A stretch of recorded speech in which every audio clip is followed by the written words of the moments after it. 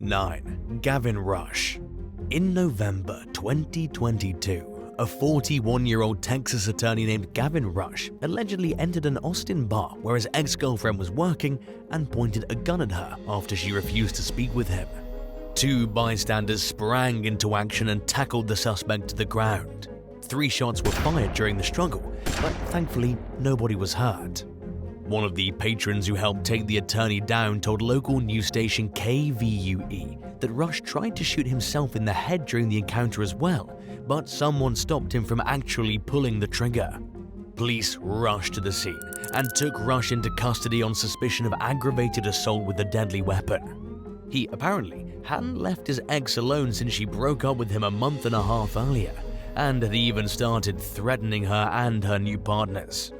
Fearing for her safety, she cut off all communication, but this only made him more determined to speak with her. The incident initially made headlines right after Gavin's arrest, when he posted 10% of a $40,000 bond and walked away free. Footage of the terrifying situation circulated online, sparking outrage among civilians who thought Rush was dangerous and needed to be locked up behind bars. He had a previous assault and family charge from 5 years ago too, but it was dismissed when he completed anger management training. Gavin lost his job after the more recent gun incident. He was found dead inside his home just 4 days after his arrest. While authorities declined to give out a cause of death, they said no foul play was suspected. 8. Brianna Christine Ionides. Australian attorney Brianna Christine Ionides had an amazing life before things spiraled out of control.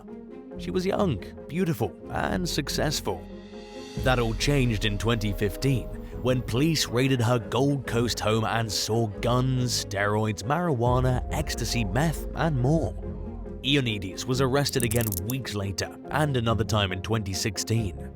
The court gave her an opportunity to clean her life up with a suspended sentence and ordered to go to rehab.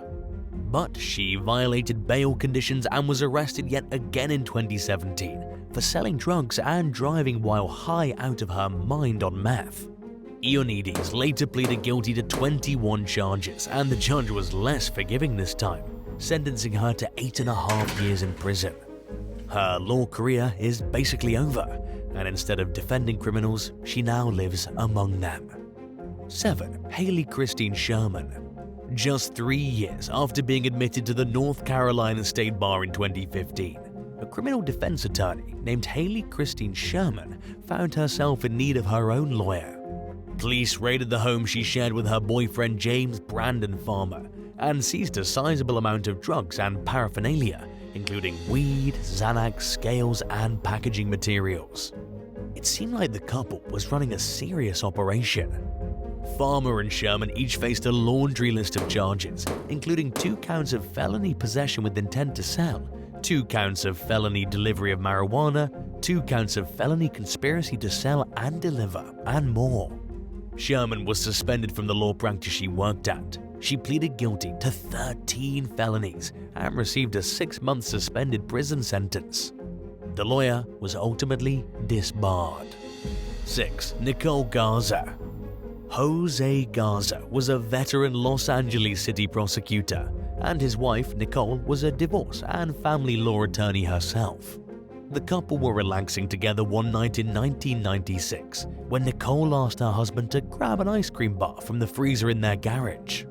As he entered, a masked figure in a dark hoodie came out of the shadows and fired a gun towards him.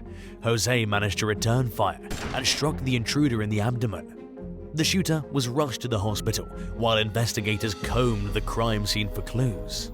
They found no signs of forced entry. This was the first sign indicating the home invasion wasn't random.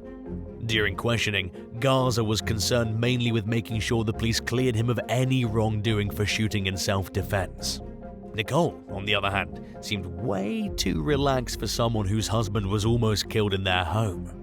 Investigators revealed that the shooter was Lynette LaFontaine Trujillo, Nicole's sister. When detectives brought up her name, Jose was surprised, but Nicole showed no curiosity at all about why they could be mentioning her sibling. Meanwhile, at the home, police found a torn-up note in Lynette's car promising her financial help, medical care, and plastic surgery if she would do just one favor and kill Jose. The note contained enough details to determine that it was written by Mrs. Garza, and authorities finally charged her with attempted murder. When Lynette died from her injuries 2 weeks later, they tacked on an additional charge, holding Nicole responsible for the events leading up to the tragedy, even though she wasn't the actual shooter. She pled guilty to voluntary manslaughter and attempted murder and was sentenced to 15 years to life. She has since been paroled and lives in Arizona with her new husband, but has no contact with her adult children, who are completely uninterested in having any form of a relationship with her at all. 5. Matthew Muller. In a Vallejo, California home invasion that can only be described as weirder than fiction, Aaron Quinn and his girlfriend Denise Huskins woke up early one morning in 2015 to an intruder in their bedroom. The stranger tied the couple up at gunpoint, put blacked-out goggles over their eyes, and forced them to ingest a sleep-inducing liquid. He then put Denise in the trunk of his car and drove away, leaving Aaron behind with a strict set of rules to follow, while waiting on instructions for the next steps of the strange crime. Aaron was told that if he followed the kidnapper's demands and paid a ransom, Denise would be returned unharmed within 48 hours. Believing the intruder had installed surveillance cameras, he was afraid to leave his house or call the police. But he mustered up the courage and went to the police station, where detectives wrote the story off as an elaborate cover-up for something he'd done to Denise himself. In the meantime, Denise woke up in a Lake Tahoe home. She was held captive for 2 days before her abductor dropped her off near her parents' house, hundreds of miles away from the abduction site. No ransom was paid, and when Denise turned up alive, police accused the couple of staging the kidnapping for fame. The traumatized pair remained under police scrutiny for months until a masked intruder was finally tied to the kidnapping.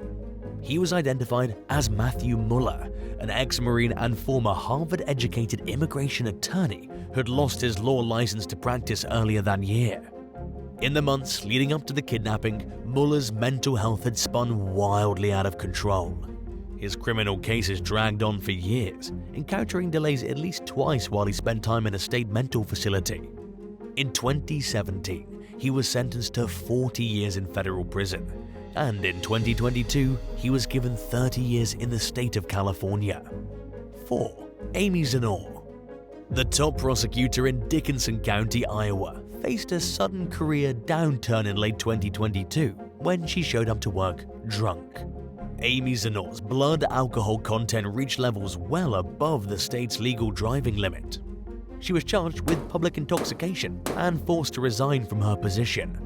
Shortly after the woman's arrest, the Iowa Attorney Disciplinary Board took action in the state Supreme Court to suspend her law license, citing a disability that prevented her from being able to properly practice law. She gave her written consent to the move, which means she didn't want to fight it, and the court approved the suspension. By then, Zanor was already facing a handful of other issues related to her job, including a civil lawsuit from a former employee who accused Amy's office of discriminating against her gender and her status as a pregnant woman. The employee claimed to have witnessed Zanor's drinking on the job firsthand multiple times, including several instances where she supposedly found the prosecutor passed out on the floor in her office. Amy also allegedly had a tendency to make plea deals with defendants and forget about them later on. 3. William Grove. In November 2008, a BlackBerry phone, some jewelry, a few credit cards, and a set of car keys belonging to Nashville attorney William Grove were discovered in a random yard. Later that night, Grove's car was found parked near a boat ramp at Shelby Park, and his wallet, hat, and jacket were noticed along the Cumberland River. Grove's disappearance sparked an intense and expensive search, but the trail quickly went cold. The next lead came when police received a phone call from a man who claimed to be Grove's killer. A voice analysis determined the killer was Grove himself, and his family also confirmed that the voice sounded exactly like him. 2 months after he vanished, Grove checked into an Arizona psychiatric facility. He was arrested for attempting to defraud his insurance company and for faking his death. Prosecutors claimed Growth was motivated by a $2 million life insurance payout, but his defense team argued the man had simply spiraled into a deep depression. In court, Growth testified that he didn't tell anyone about his plan to disappear, including his wife. He bought some clothes and a tent at Goodwill and just left one day without a word. While away, he met numerous shady characters in the desert and said he mainly kept to himself. Growth pleaded guilty to the charges and was sentenced to 5 months of probation, with the opportunity to get the case expunged if he followed the conditions of his sentence, which also included taking medication.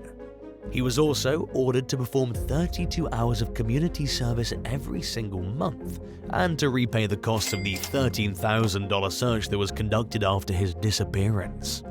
2. Eric Conn. For at least 13 years, starting in 2004, a Kentucky-based lawyer named Eric Conn conspired with multiple doctors and a Social Security Administration judge to get thousands of disability cases approved without going through the normal process of proving a patient's inability to work. Many of Conn's clients were legitimately disabled, and some were desperate to get their benefits approved, while others just knew him as the person to go to for a fraudulent claim. It was also no coincidence that Conn's office was in a historically impoverished area with an incredibly high unemployment rate. Many people there also suffer from health problems. His clients never ran dry, and in what became known as the biggest Social Security fraud of all time, Conn and his accomplices pushed $550 million worth of claims through. At one point, 2 Social Security employees caught on to the scam and told their superiors. But Conn and his accomplice within the administration managed to discredit them, and the employees were fired. The former SSA workers went to the media, where the story exploded, prompting investigations by several law enforcement agencies.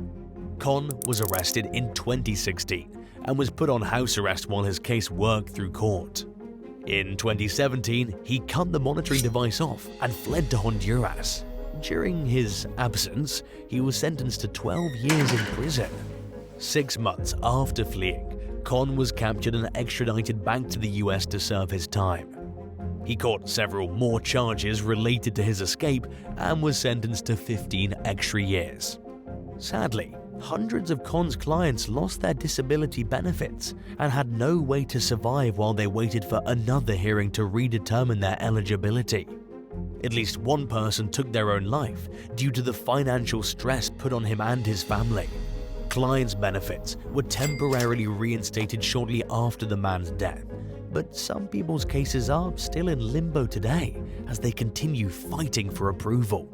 In the end, Conn's fraud upended countless lives and wasted millions of taxpayer dollars on bogus claims for people who were completely capable of working. 1. Paul Berggren. New Jersey-based defense attorney Paul Berggren was popular among criminals, including celebrities, kingpins, soldiers who tortured detainees in Iraq, and other defendants accused of major atrocities. But, as it turned out, Berggren was no stranger to committing crimes himself. His first major arrest came in 2009, when he was accused and later convicted of running a prostitution ring out of New York City. Soon after that, Berggren was charged with having an informant killed several years earlier to prevent them from testifying against one of his clients. He was also arrested for trying to hire a hitman for another case. Berggren was also accused of using his law office as the unofficial headquarters of a crime syndicate that committed mortgage fraud and other financial crimes, landing him a serious racketeering charge. He was convicted of murder, drug trafficking, and more. He received 6 life sentences. Since then, Berggren has filed numerous post-motion appeals, but his convictions and sentence have been upheld every time. Thanks for watching. If the only criminal defense lawyer you could afford was notoriously bad at their job, would you hire the unskilled attorney or represent yourself in court? Let us know in the comments below and don't forget to subscribe. See you next time. Bye.